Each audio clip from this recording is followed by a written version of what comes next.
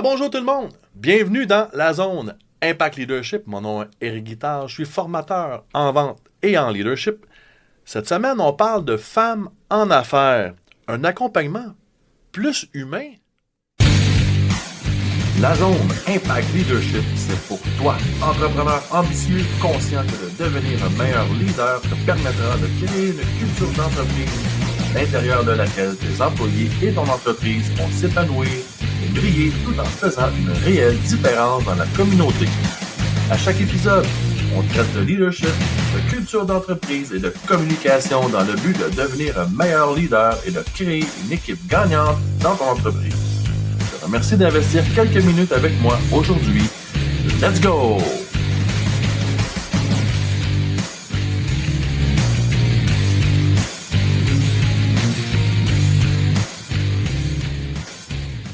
Émilie, notre dernier épisode ensemble, Oui. ça me rend un peu triste, mais quel on va dire belle ride, là. Je m'excuse de Ouais. l'anglicisme, mais quel beau trajet. Si vous n'avez pas écouté les 4 épisodes précédents avec Émilie, allez le faire justement sur YouTube ou en version audio sur les différentes plateformes. Aujourd'hui, on parle de femmes en affaires Mhm. parce que tu es ma première invitée féminine. Puis c'est vraiment un addon. Ça n'a rien à voir avec Très heureuse homme-femme. de l'être. Parce que moi, je suis assez gender neutral. Là. Pour moi, un entrepreneur, c'est un entrepreneur. Mhm. Homme-femme, ça fait pas de différence dans ma tête. Puis là, j'ai comme réalisé, j'ai des gars qui sont venus sur mon podcast. Puis on est rendu à l'épisode 36. Je dis, oh, là, ça prend des filles. Fait que tu as eu l'honneur d'être ma première invitée féminine. Mhm. Euh, tu m'as proposé de parler justement d'entrepreneuriat au féminin. Puis ma première question est vraiment là. Toi, en tant que femme, est-ce que tu vois une différence dans l'entrepreneurship en tant que tel, ou est-ce que as-tu vécu ça différemment? Ou... Ben, honnêtement, je ne l'ai pas vécu. Puis c'est pour ça que je trouvais ça intéressant qu'on en parle, Mm. parce que je suis consciente qu'il y a des différences. Je suis consciente qu'il y a des entrepreneurs femmes qui ont justement des fois senti des différences au niveau gars-filles en entrepreneuriat. Mais moi, je ne l'ai pas senti. Okay. Puis, tu sais, comme je te le disais un peu dans notre préparation, je viens d'un milieu événementiel. En gestion, on était plus des femmes. Mais sur le terrain, c'était des gars qui opèrent les machines, veut ou veut pas. Et j'ai jamais senti de différence. Tu sais, moi, j'ai toujours été hyper à l'aise là-dessus. Encore mon dernier événement de carrière que j'ai fait en avril dernier. Écoute, il n'y avait que des gars, c'est pas compliqué. À part ma cliente qui était avec moi, toutes sur le plateau, c'était des hommes. À l'exception, je pense, d'une technicienne. J'ai toujours été très à l'aise là-dedans. Je me suis toujours sentie respectée, appréciée pour mon travail. Puis j'ai jamais eu de discrimination à dire, ouais, toi, parce que tu es une femme. Au contraire. Donc, je ne l'ai pas ressenti. Puis, en plus, j'ai un papa rose qui m'a élevée avec ma mère. Tu sais, mon père, il fait la bouffe, le jardin, puis il va passer à l'aspirateur. Tu sais, ça a toujours été de même chez nous. On se partage les tâches, puis on évolue ensemble. Donc, c'est sûr qu'en entrepreneuriat, j'ai jamais senti, pour ma part, de différence sur le fait que j'étais une femme en affaires. Oui. Maintenant, tu as suffisamment d'expérience pour en avoir coaché plusieurs femmes dans le passé. Ouais. Comment tu peux... j'imagine que ça doit dépendre des domaines aussi. Ça dépend des secteurs. C'est sûr que dépendamment de ton secteur d'activité, si tu as un secteur d'activité majoritairement féminin, la game peut être différente. Mais tu sais, ce que je remarque, puis j'ai pas, j'ai pas une étude par A plus B qui va démontrer ce que je vais te dire là, mais dans mon feeling, dans mon expérience, en tant que femme, on a peut-être le syndrome du sauveur un peu plus fort. Tu sais, mon chum, j'ai la chance que mon chum soit aussi un entrepreneur, donc on est 2 entrepreneurs ensemble. Ce que j'admire beaucoup chez lui, c'est son mode action. Donc, tu sais, je dis pas qu'il considère pas sa clientèle, qu'il considère pas son entourage. Il est très présent, il est très disponible, tu sais. Il y a une très belle approche à ce niveau-là, mais il est beaucoup dans l'action go, go, go. Moi, des fois, tu sais, mon syndrome du sauveur, il ressort un peu plus fort. Puis c'est sûr que je vais mettre beaucoup d'énergie à vouloir parfois sauver l'autre. Puis il faut que je sois très en vigilance là-dessus. Et c'est un trait que j'ai retrouvé, on va dire, une caractéristique, mettons, une tendance que j'ai retrouvée chez certaines entrepreneuses que j'ai accompagnées, où on va avoir tendance à vouloir sauver l'autre avant de s'occuper de ses affaires. Mais on va mettre toute notre énergie à vouloir sauver l'autre pour toutes sortes de raisons. Mais cette énergie-là qu'on met à l'extérieur de nous, on ne la met pas à notre bénéfice à nous. Tout à fait. Puis, en même temps, je pense que de façon générale, puis là, encore une fois, c'est peut-être un cliché gros comme mon bras, je pense que les filles sont un peu plus instinctives aussi, sont un peu plus proches de leurs émotions versus souvent les gars vont avoir plus tendance à se séparer de leurs émotions puis à essayer de compartimenter ce qui se passe dans leur vie. Ça va avoir un impact, bien sûr, sur la gestion de leur entreprise, que ce soit au niveau des relations avec les clients ou relations avec les employés, entre eux autres, et ainsi de suite. Quels sont les pièges, tu penses, que... Penses-tu qu'il y a des pièges qui sont réservés aux filles en entrepreneuriat versus les gars? Penses-tu qu'il y a des places où on peut vraiment avoir une distinction ou selon ton expérience à toi, pas tant? Mais je vais te l'amener autrement.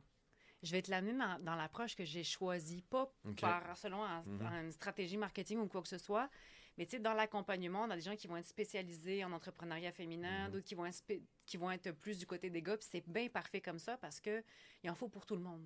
Tu sais, il y a des femmes qui vont être aimées, être coachées par des femmes, et c'est parfait comme ça.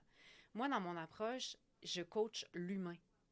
Et moi, je tripe, j'accompagne autant des hommes que des femmes. C'est sûr que j'ai un peu plus de femmes que d'hommes. Et ce que j'aime avec les hommes, c'est qu'on va dans la sensibilité, on va dans la vulnérabilité, sans avoir besoin de passer par « OK, dis-moi comment tu te sens aujourd'hui. Hein?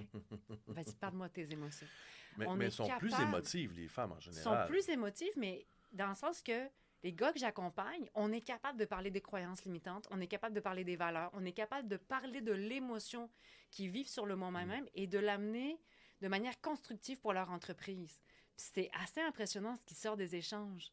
Tu sais, il y a vraiment un beau lien de confiance qui se bâtit parce que je suis pas en train de dire, bon, vu que tu es un homme, va falloir qu'on l'aborde différemment. Non, pour moi, c'est un être humain qui est en face de moi, c'est un entrepreneur qui a des défis et voici ce qu'on va exploiter. Puis moi, je tripe là, quand j'ai un gars que j'accompagne qui m'appelle le soir parce que, t'as-tu de mes notes? Il vient de se passer de quoi aujourd'hui, il faut que j'en parle. Puis il va simplement partager sans avoir peur d'être vulnérable, sans avoir peur d'eux, parce que justement, c'est un gars en affaires puis qu'il ne faut pas qu'il aille là.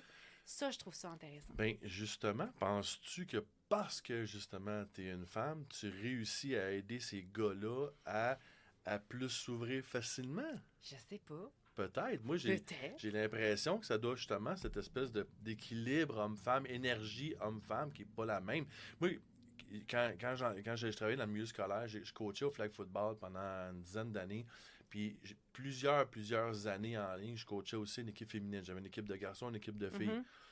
Puis je suis toujours un peu à la blague, mais c'est pas vraiment une blague. Une fois par année, dans ma saison de flag football féminin, il fallait que je fasse un temps d'arrêt sur le jeu pour aller arrêter mes filles de pleurer sur le terrain parce que tout le monde pleurait sur le terrain parce qu'il y en avait une qui avait fait une gaffe, puis le feeling d'équipe est très, très fort. Ouais. Fait que vu qu'elle a fait une gaffe, là, dans sa tête, ça y est, j'ai laissé tomber toute la gang. Puis là, elle se met à pleurer. Là, les autres veulent essayer de la consoler. Puis là, ça partait. Là, tout le monde. Puis là, moi, à un moment donné, c'est quand il était en mort sur l'arbitre, j'arrivais dans le caucus, puis je dédramatisais tout ça, puis je les ramenais. Ouais. Ce que je voyais pas chez les gars. Chez les gars, c'était au contraire, c'était beaucoup plus puis comment on réveille-toi, puis là, tu sais, c'est pas pantoute la même relation. Fait que, est-ce que justement, cette espèce d'équilibre-là, en tant que femme, de coacher des gars, puis même moi, en tant qu'homme, d'avoir une coach féminine, c'est clair que j'aurais pas le même point de vue. C'est sûr que de me faire coacher par toi ou même Patricia, qui est une collègue et qu'on travaille, on a déjà discuté, on a des profils Nova qui se ressemblent énormément, mais très différents dans nos approches, ce qui fait qu'on se complète quand même bien comme type de personne.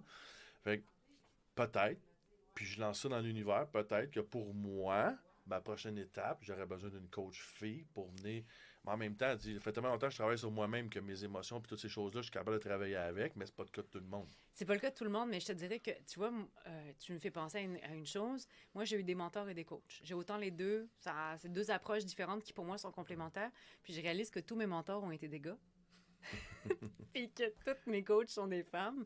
Puis tu sais, je me souviens, je pensais à PA, là, Pierre-André Roy, qui a été de loin un des meilleurs mentors que j'ai eu l'occasion d'avoir. Puis PA, pour donner une idée dans son profil Nova, là, c'était un bleu-vert. Puis moi, à l'époque, j'étais une jaune-rouge. On était un petit peu... Mais il avait une façon à lui, tu sais, vraiment particulière. Puis, tu sais, un gars d'apparence très posée, va pas... Il y avait une façon comme personne de me faire parler de mes émotions, mais avec une approche tellement... tu sais, comme tu dis, justement, une version masculine là, qui amenait un autre pendant. Mais moi, je te dirais que c'est ça que j'aime. Autant les gars que les filles, on a de quoi s'apporter là-dedans. Puis c'est ce que je recherche aussi dans mes accompagnements, tu sais. Je veux pas compartimenter les gens, dire « T'es un gars, donc voici que. T'es d'une fille, donc voici que. » Tu sais. Mais je vais respecter totalement les gens qui vont dire, moi, je suis une femme, puis je vais être accompagnée que par une femme, puis je vais être avec une coach qui ne fait que du pro féminin ou que, tu sais, qui est vraiment 100% entrepreneuriat féminin. Ouais. Parfait. Comme on dit, ça prend tous les profils. Ouais. Je pense qu'il y a de la place pour tout le monde.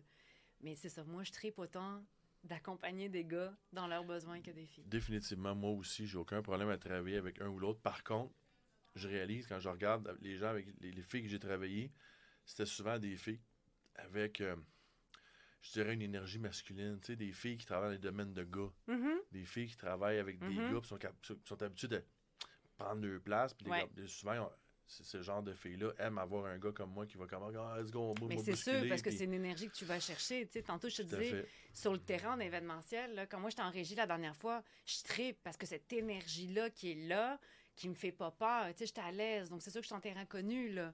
Je sais que j'ai pas de danger. Je sais que je vais être respectée par les hommes qui m'entourent, tu sais. Puis j'ai jamais vécu ça non plus. Je pense que ça m'est arrivé une fois en carrière de vivre de la discrimination. Ça a duré 5 minutes.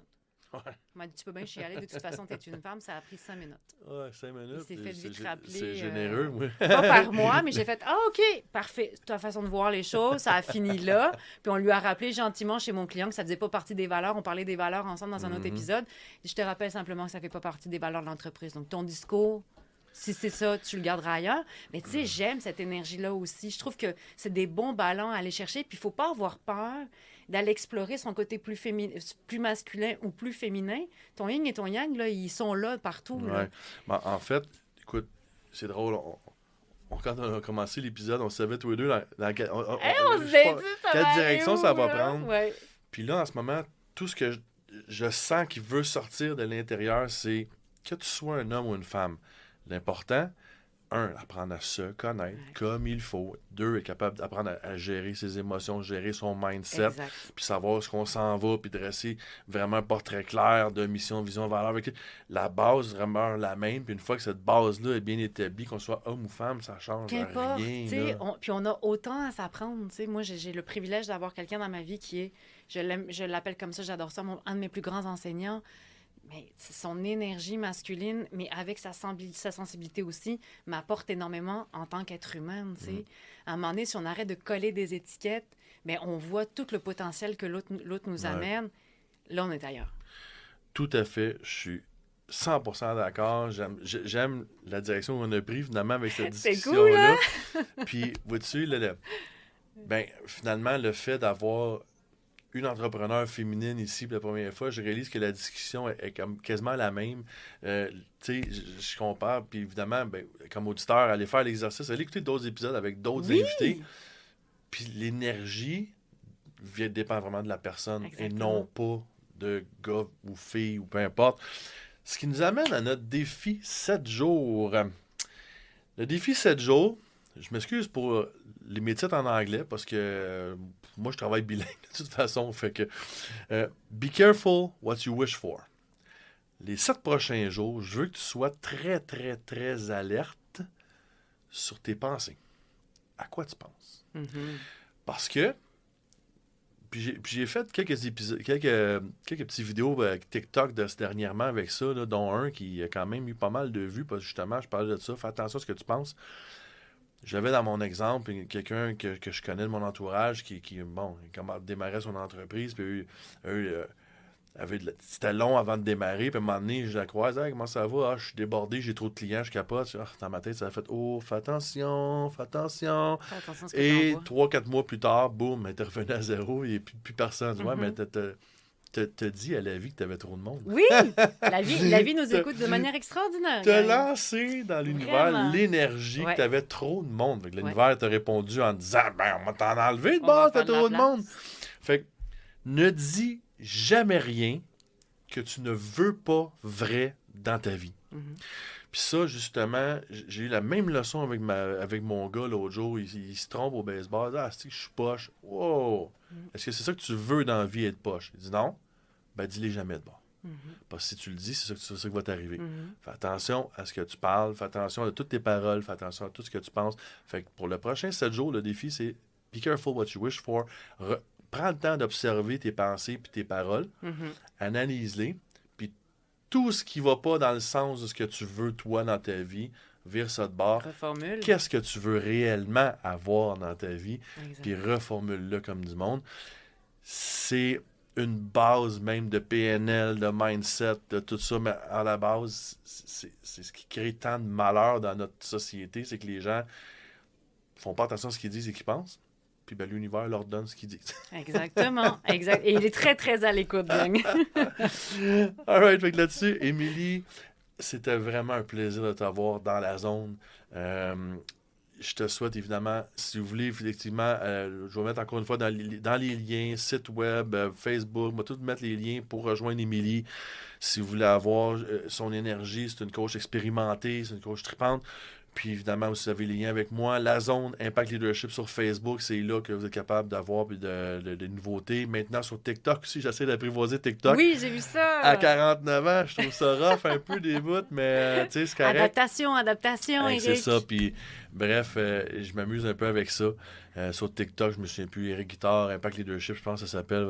Bref, vous allez le trouver. Sur ça, tout le monde, on se revoit la semaine prochaine. Merci beaucoup, Émilie. Merci, un grand merci, Éric, pour l'invitation. Vous avez aimé le contenu de l'épisode d'aujourd'hui? Abonnez-vous au podcast La Zone Impact Leadership, disponible en version vidéo sur YouTube et en format audio sur Spotify, iTunes et plusieurs autres plateformes. Également, suivez-nous sur Facebook en tant que membre du groupe La Zone Impact Leadership, où vous pourrez avoir des nouvelles exclusives et où vous pourrez interagir avec moi, le coach. Passez une super belle journée remplie d'abondance.